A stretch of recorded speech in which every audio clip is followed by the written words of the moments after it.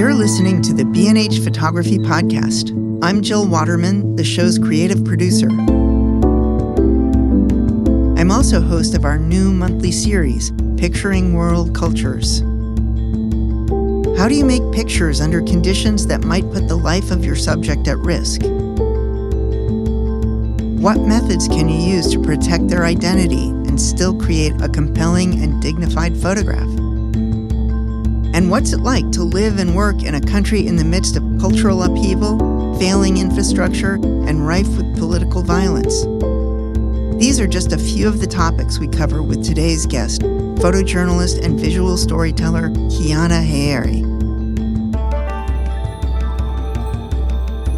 Born in Iran and raised between Tehran and Toronto, Canada, Kiana first picked up a camera to bridge language and culture gaps when adapting to her new environment.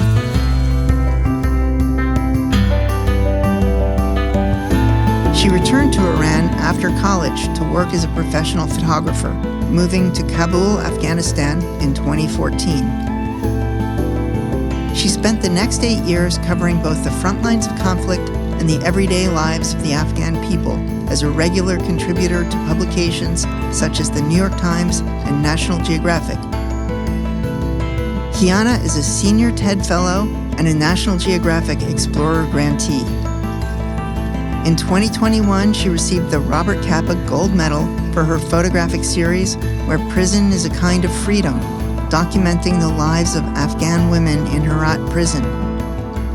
In 2022, Kiana received the Leica Oscar Barnack Award for her portfolio Promises Written on the Ice, Left in the Sun, an intimate look into Afghan lives from all walks of life. One editorial note. This episode was recorded last December, shortly before Kiana relocated from Afghanistan to Sarajevo. Kiana Hayeri, welcome to the show. Thanks for having me, Jill. Good to be speaking. So let's dive into the questions. You've lived in Afghanistan since 2014. Why did you decide to move there? Was it the prospect of assignment work or for other reasons? The move came very naturally. After I finished university, I moved to Iran, trying to make it as a photographer there. And in summer of 2014, a group of my friends, including Jason Rezaian, the Washington Post correspondent in Tehran, they were arrested during a raid just before midnight. And my best friend was the photographer for the Washington Post. And I became very paranoid.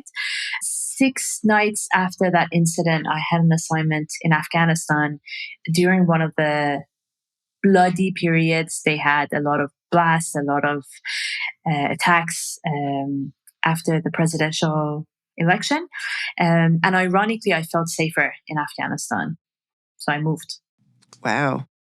And what were you photographing? That assignment was for an online publication called Matter.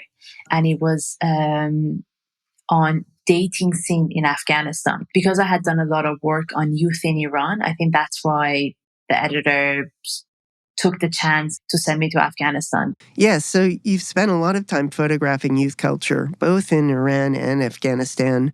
What, if any, differences do you find there to be between youth in these two countries?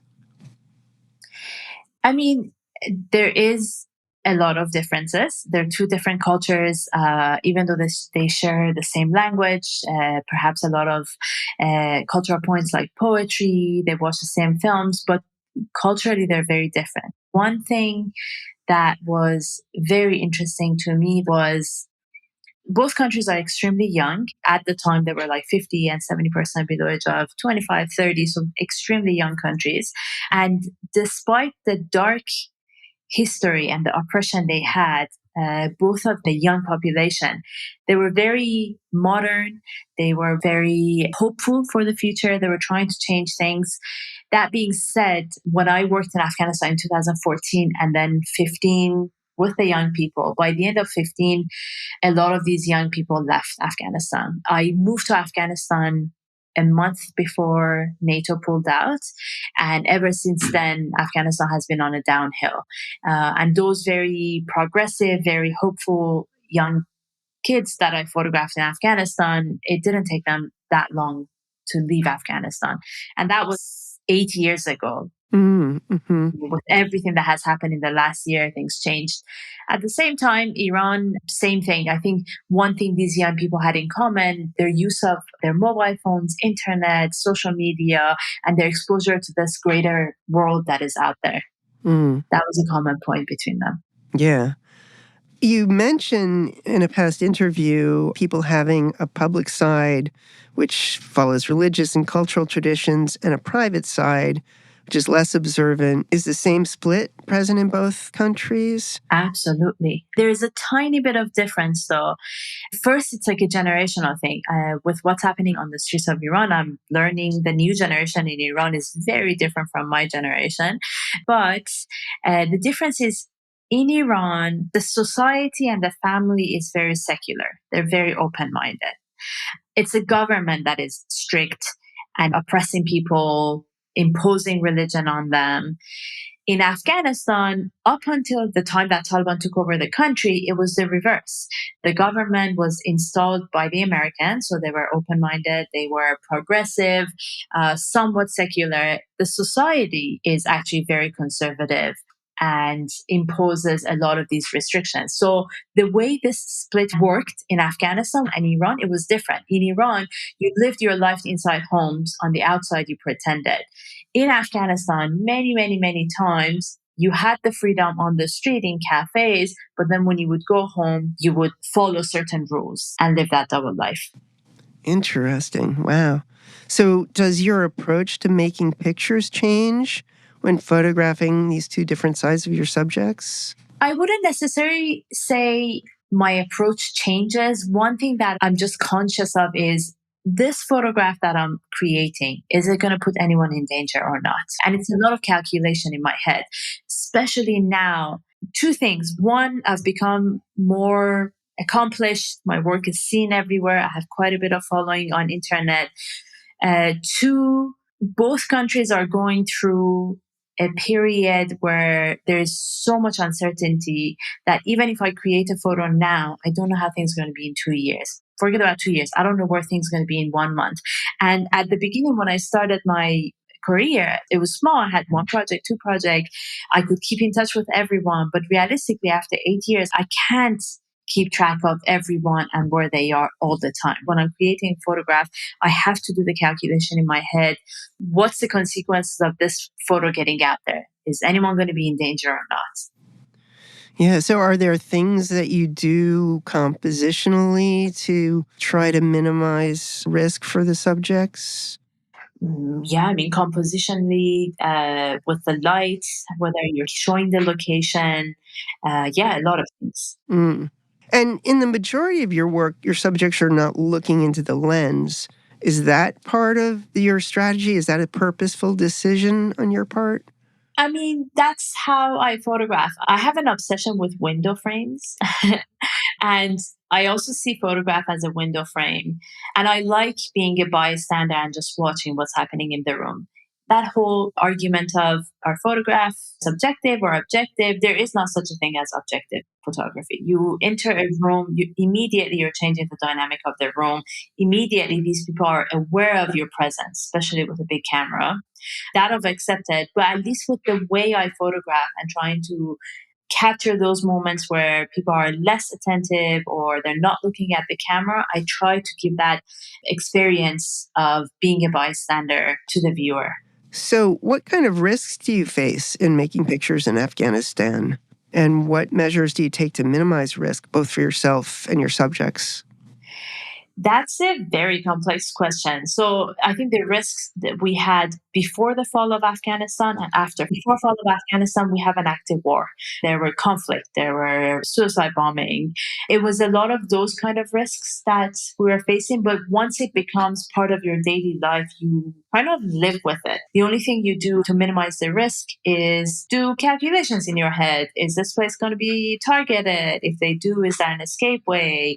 How am I going to minimize my exposure to risk? So if you're showing up at a suicide bombing site, usually there's a secondary suicide bombing. So you make your time short, you move really quickly, you look out for signals that tells you something bad is going to happen. So that was before the fall. After fall of Afghanistan, the last year and a half, the dynamic has changed so fast that every month working in Afghanistan has been a different way of working. In early days, there was no danger at all. Access was great. There was no aggression, nothing. Then what happened with the US withdrawal came ordinary people feeling angry towards foreigner, right? And I'm Iranian and I speak the language. I've been there long enough that sometimes I blend in.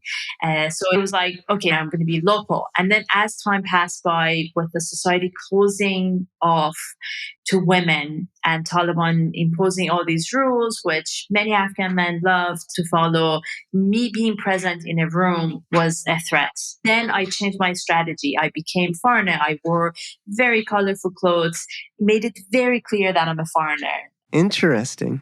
Yeah, that has changed. Wow. So when you're out photographing, do you ever travel alone or are you always escorted by fixers or colleagues from media outlets? That also has changed a lot. Before the fall, I traveled alone quite a lot. I would have drivers when I go to provinces, or if I go to southern or eastern part of Afghanistan, which they're Pashto speaking, I always had a colleague with me. But then as much as I could, I tried to keep the team small and just travel alone.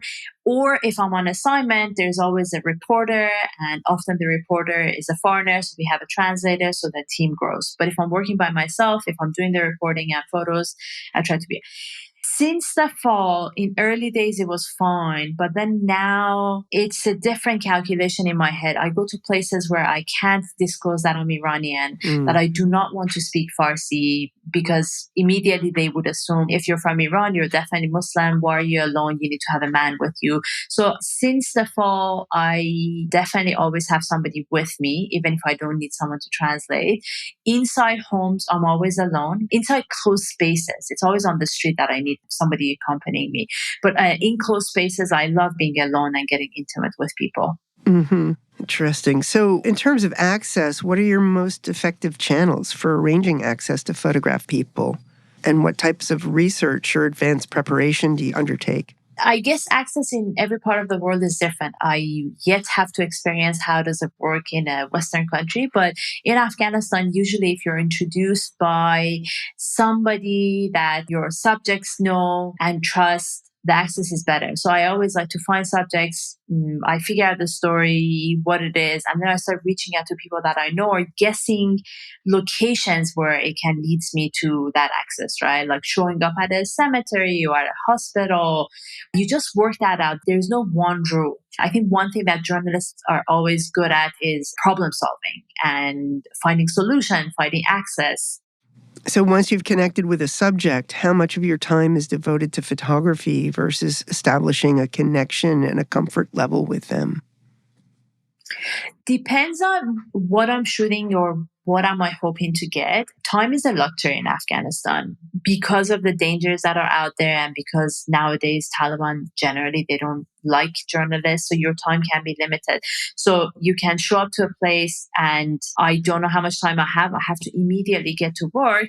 Or I can go to places that are somehow enclosed. So I have some immunity from the outside world. And that's when I know I can spend time. And with those stories that I need to reach a certain level of intimacy, often I have my camera on my shoulder, sitting down with them. Again, depends. If I'm in a hospital, I probably won't have more than 10 minutes. But if I'm in a prison, I know I have the luxury of time. So I spend more time with my subjects and get close to them. Do you do much advanced connecting work, either online or by phone, to build up the level of comfort before you actually meet someone? Is that a strategy that works? Not in Afghanistan. I mean, online doesn't really work because more than half of the country don't even have access to internet. And then over the phone, yes and no, it depends on the subject matter. But I've learned even if on the phone they say no to me, I always take the chances to show up to the place and sit face to face. I've learned my smile does magic. I've learned the way you hold yourself, you carry yourself. And these are not the things that get through on a phone conversation. Those things change the dynamic. So So even if I get no on the phone, I just insist, can I just like show up and meet with you for 5 minutes? And a lot of the times, like half of the times, that changes access. Do you show pictures to people when you are meeting them, trying to engage them in letting you take pictures? Is that effective? No, I never share photos with my subject. The only times that I show my subject what I'm photographing, it's like sensitive subject matters where often women or sometimes men who are prosecuted, they don't want to show their identity. Even if they say yes to going in front of my camera, there's a lot of tension, right? You could even see it in their body, how they're holding themselves. So usually in those cases, I take a couple of photos, I turn the camera, I show it to them what I'm photographing and how I'm trying to protect their identity. And that changes. That is the only exception when I'm showing photos. Otherwise, I feel like when subjects see their own photos, they become conscious and they lose part of that feeling natural. Right. Yeah. So what gear are you currently working with? Cameras and lenses? I have been using Nikon for many years, perhaps over 10 years. My kit is very minimal. For all those people who are very geeky about cameras, I just have a D850 and I have two lenses. Often just in my bag have one, the 24-70 f 2.8, and I do have a 35 millimeter f 1.4. But that one, when I'm on assignment, I don't take it out with me. I'm usually on the Zoom. That has been my kit for many, many years and previous generations of Nikon cameras. Until recently, I won Leica Oscar Barnack Award. Right. And I now have a Leica camera, which is very different from Nikon, and I'm trying to learn how to use it. So it still hasn't made it into my day-to-day gear, but it will eventually. Yeah, congratulations on that. What model Leica did you get? I have a M11 with my name engraved on it. Nice. That is special. So what lenses do you have for your Leica? I just have a 35 millimeter right now. So do you ever use flash or other accessories? No, I mean, in documentary world, you try to lay low. I don't use flash. Everything is lit naturally. I try to carry as little gear as possible just to be able to move fast.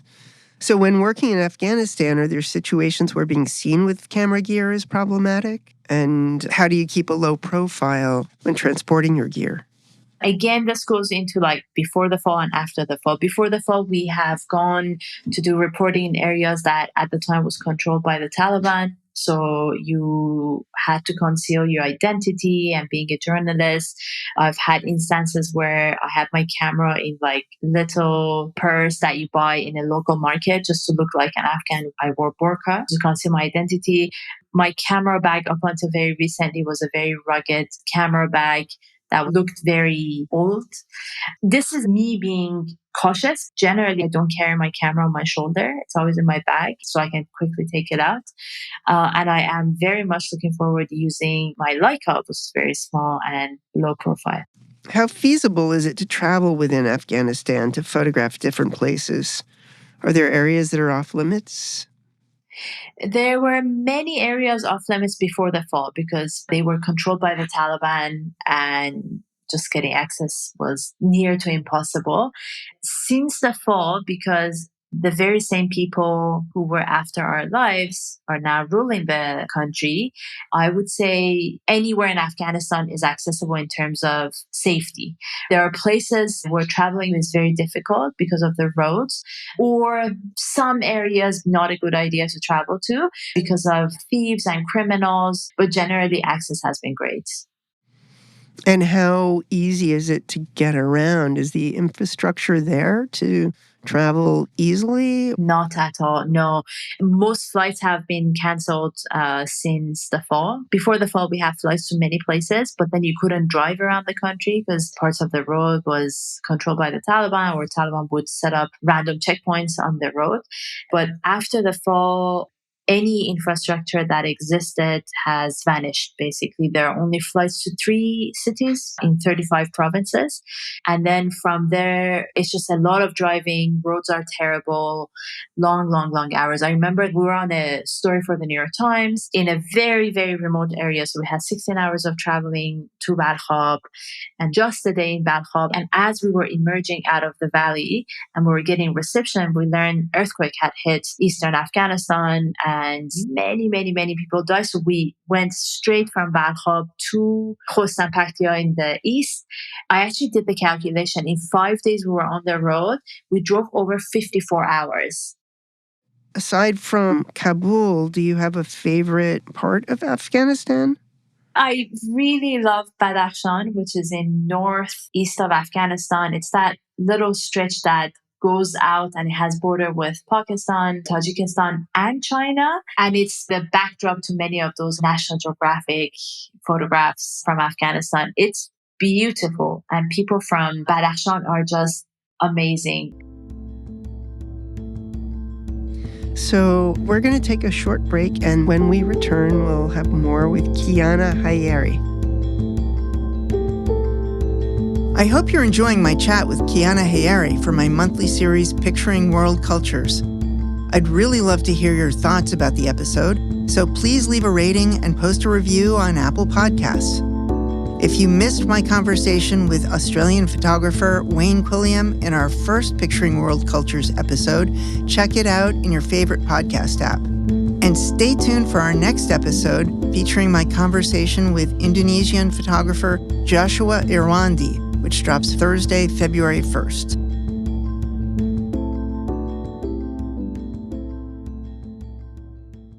Okay, we are back with Kiana Hayeri. So, Kiana, you describe Afghanistan as a country of extremes. How do you maintain clarity and focus when photographing in such challenging and chaotic environments? I think when you're in it, it's actually easy to stay focused and clear because you're so stimulated. You've got the adrenaline in your blood. When I'm photographing, when I'm on assignment, when I'm in the field, I'm very sharp, very clear. I know what I'm doing.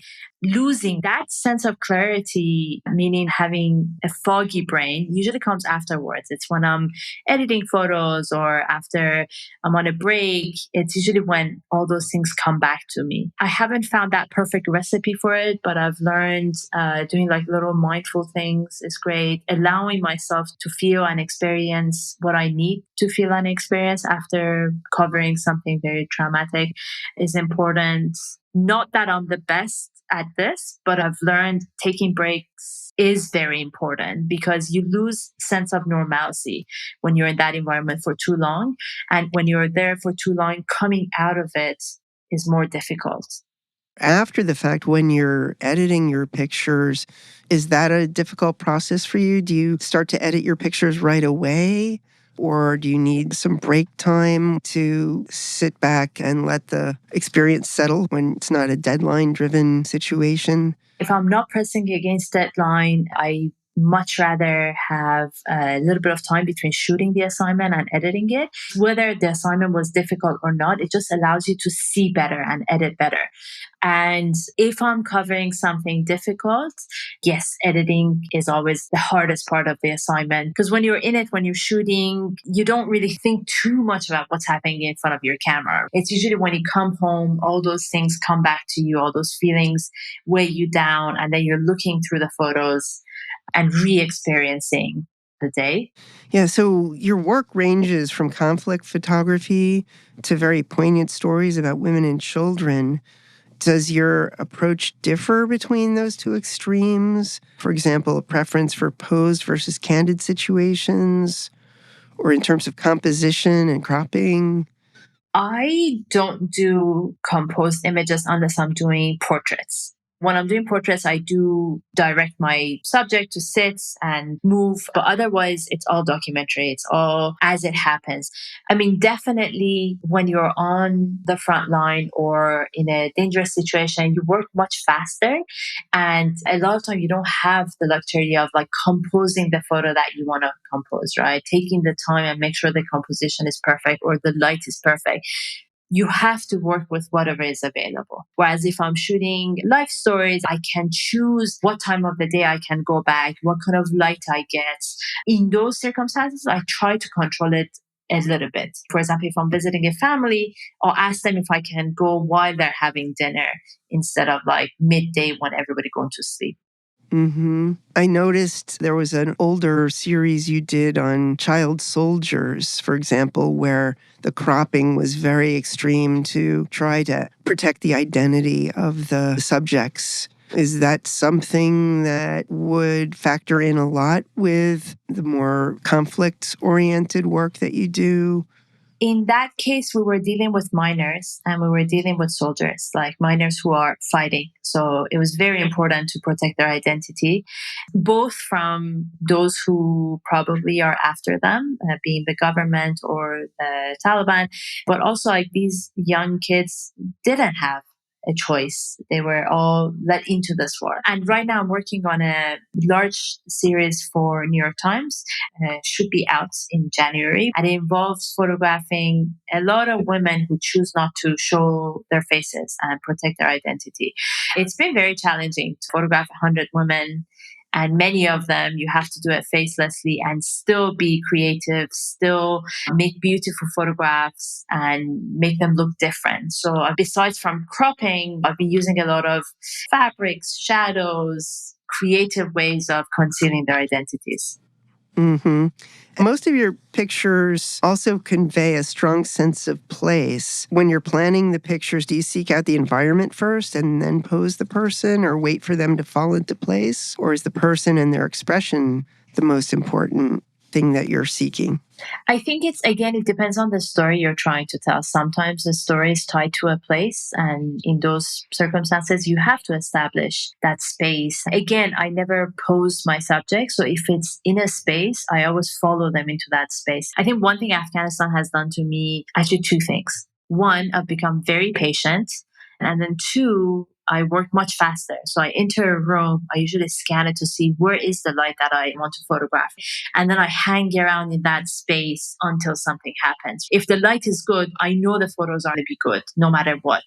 Right. I want to go back for a minute to what you were just describing, the series that you're working on for the New York Times. Would you say you being a woman photographer is an advantage in the current environment? When is it advantageous and when is it problematic? I'm going to use a term that someone else has come up with, and I remember I read it in an article many, many, many years ago. In places like Afghanistan or Middle East, women are third gender, meaning that up until fall of Afghanistan, I could cover everything that men covered, as well as everything in female-dominated spaces. So I had access to both sides. Since fall of Afghanistan, with Taliban having the mentality they have and their view of women, my access has been cut massively. And this is something I've discussed with fellow female journalists and photographers. But I would argue as a woman, still I have more access than a man does. It's just certain things, especially in relation to Taliban, they're not comfortable being around a woman. Interesting. So those pictures that you're currently working on, a man would not be able to be taking those pictures, correct? Many of those women would have not allowed to be photographed by a man, but also the way they're being photographed is different. You know, some of these women, they wear burqa on a day-to-day basis. Burqa is that blue garment that Afghan women wear. If a man entered the room, these women will refuse to even lift their burqa. So the man has to photograph them in burqa.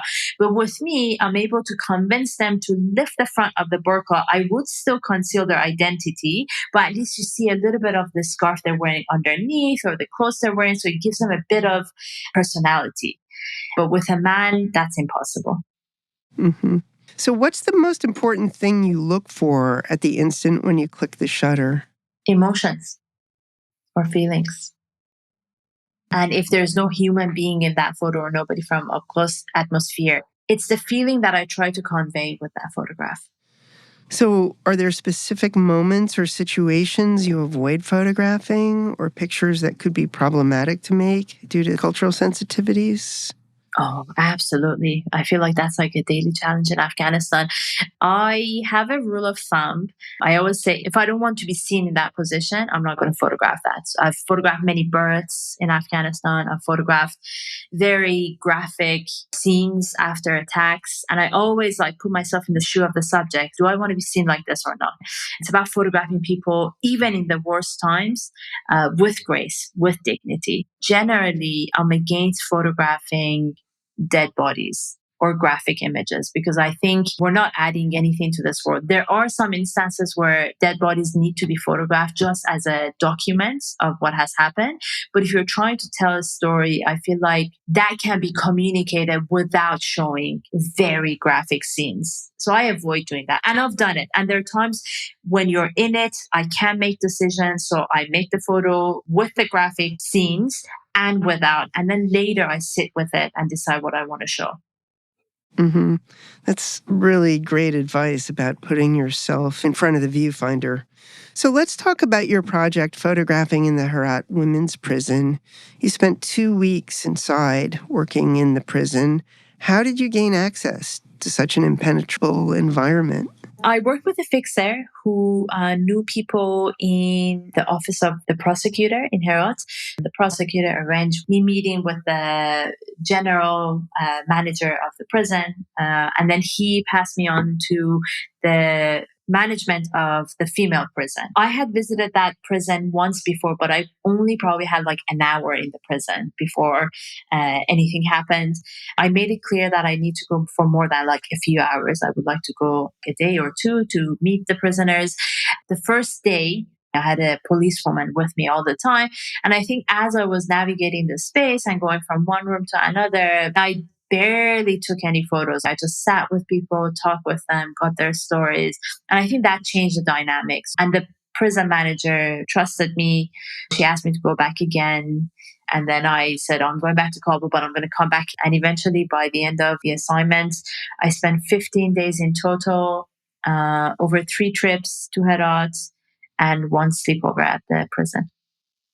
Wow. So the sleepover, was it just one night that you were there? Yes, because at night they lock the doors and no one's allowed to come out of their cells. I realized there was barely any photos, so I didn't repeat it. But initially the plan was to sleep over a few nights. And were you locked in one of the cells with some of the women? No, I was on the outside. I was with the prison manager. You mentioned the fixer. How many different fixers do you work with? How do you find the fixers that you work with, and how extensive is that network? I generally try to avoid using the word fixer, but most of the local colleagues that I work with have left Afghanistan by now, which I understand and respect. But before the fall, in every province, I had multiple fixers because each person has got different sets of skills and different contacts. If you're working with the Taliban, you need certain type of fixer. If you're working with young people, you need certain type of fixers. And the credit of a lot of the stories that we work on goes to our local colleagues because they are the ones who put themselves on the front of everything. It's their reputation, their lives that they risk. And I have a lot of respect for that. What about the media outlets that you're connected with? When we were first communicating, you mentioned if we spoke when you were in Afghanistan, you'd have to be in the office. What office would that be? I started working for the New York Times in 2018. I also work for the National Geographic. I'm still a freelancer. And the office that I was referring to was Kabul's New York Times bureau. Back to the women's prison, you describe the women as having a sense of freedom while inside the prison. Do you feel that carried over in your pictures? Definitely. This was my first assignment with the New York Times. We shot it back in 2019. So every few days I would send an edit to my editor. And if you look at the photos, it doesn't look like a prison. Women are wearing normal clothes. It looks like a dormitory with like colorful walls and curtains and textile. And it was one of the challenges because my editor kept pushing me is like, but we need to see this as a prison. And I was like, well, this is the prison. It doesn't look like a prison, but that's it. That was the whole point of the story. And I remember one specific scene while I was inside the prison, one of the girls' sentence was over and she was being released. And other women were celebrating. They were threading her face. They were putting on makeup. And she was so sad. She was so sad to be leaving the prison because she said her house was more of a prison. Her brother was going to lock her inside the house and just allow her to go to university. Whereas inside the prison, she had that freedom. She could put on makeup, go to classes that was run by an NGO, play volleyball, laugh, all of that. She had none of that outside. So was this particular prison sort of a different example than other prisons in Afghanistan? Yes, I think one of the reasons they gave me access at that prison is because it's very well kept, whereas a Polichaki prison in Kabul, it's notorious. It's a proper prison. And you mentioned in your Kickstarter campaign that 3 days before the Taliban took over, the women in Herat prison were set free. Do you know what's become of them? And have you been able to keep in touch with any of them? I am in close contact with one of the women who I became very close with after I left the prison. She was very special. I actually did a follow-up story when she was released. She was released before Taliban took over. I became very close to her and her teenage girls. And after Afghanistan fell, I got involved with their case personally, and with the help of an amazing group of strangers, we managed to get them out. They are currently in Canada. Daily, I'm in touch with her, and she's in touch with many of the women that I photographed. So she's my source of news. Oh, this woman is here, that one is left, that one is back in the prison. Mm-hmm. And how have conditions changed in the prison since? It's nothing like before. I actually interviewed a young woman who was arrested about 2 months after the fall and was in that prison for about 30 days. And it's horrendous. They have solitary confinement there. They beat women up. They've closed half of the buildings and pushed everyone in small rooms, like as many as 20, 30 women in one room. It's changed.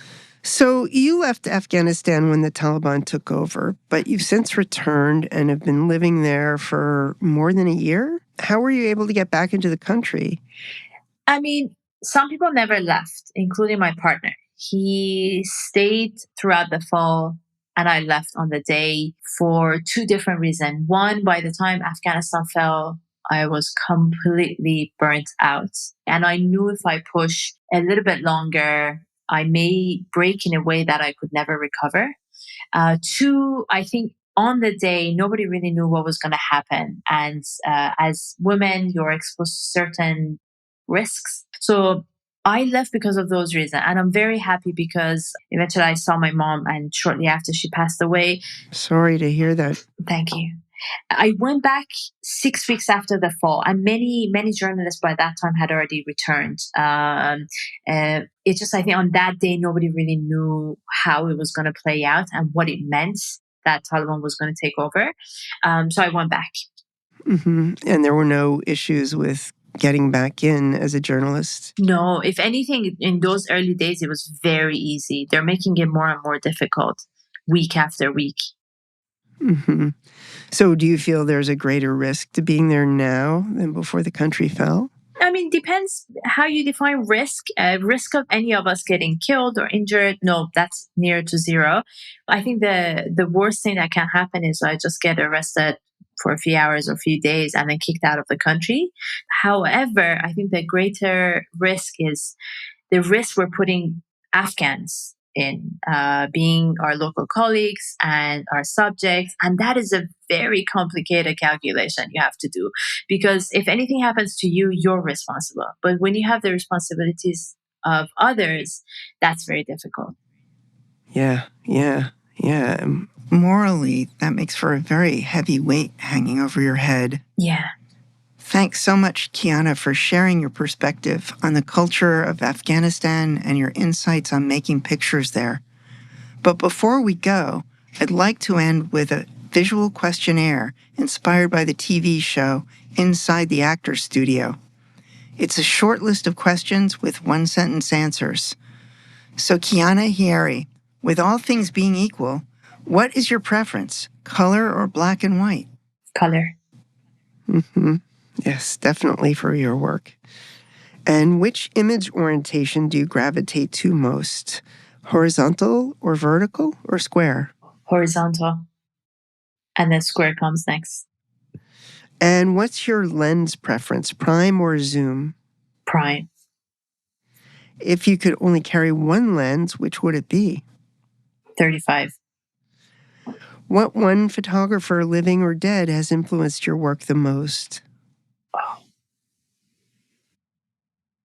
That is tough and nearly impossible. You can't say just one photographer. It's impossible. Okay, can you name top 3? Top 3: Andrea Bruce, Kitra Kahana, and Daniel Berahulak. So outside of photography, what profession or craft would you most like to explore? I'm getting into pop-up book. Always as a kid, I had an obsession, and I'm now trying to make my own pop-up. Nice. I love pop-up books. Yeah. In a single word, what's your biggest motivation for making pictures? Experience. So you're about to head to Australia for the holidays, where you'll be spending the next month. Are there projects you'll be working on there?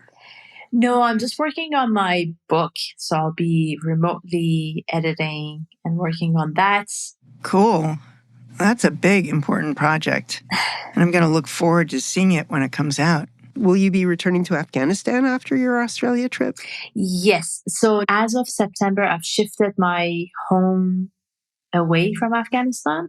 So I'll be doing a lot of trips in and out. I'm pretty sure after Australia, at some point, I will have to go back, but we're setting up a new home in Sarajevo. So I will be in between those places. Interesting. And are there upcoming projects you can tell us about? Any other assignments you're working on that you can mention? The one that I can talk about is the women's project we're doing for the New York Times. The idea is very simple. We spoke to 100 women across Afghanistan to see how the last 1.5 years have been for them. That will take time for it to come out because I've done the reporting and we're making an interactive special design for the website. So that will keep me busy. Yeah. And where can guests find out more about you and your work? I do have a website, kianahayeri.com, but also I'm quite active on Instagram. So Kiana Hayeri, thank you again for joining us today and introducing us to your work. Thank you. And to our listeners, if you enjoyed today's show, we'd love to hear about it. You can find us on Apple Podcasts, Spotify, or wherever you get your podcasts. And while you're there, please leave us a comment. We're waiting for your feedback. You can also find us on the Explora blog, where we post photos from our guests along with the show notes. And if you're a fan of social media, please join us on Facebook at the B&H Photography Podcast group, where you can share your favorite photos and comment about the show. I'm Jill Waterman, the podcast creative producer and host of this series. Episodes are recorded, mixed, and edited by technical producer Mike Weinstein. And thanks again to our B&H colleague Gabriel Richards, who composed the music for this series. Executive producer for this episode is Yermi Weiss, and our editorial director is Sean Steiner. On behalf of us all, thank you so much for joining us on this show.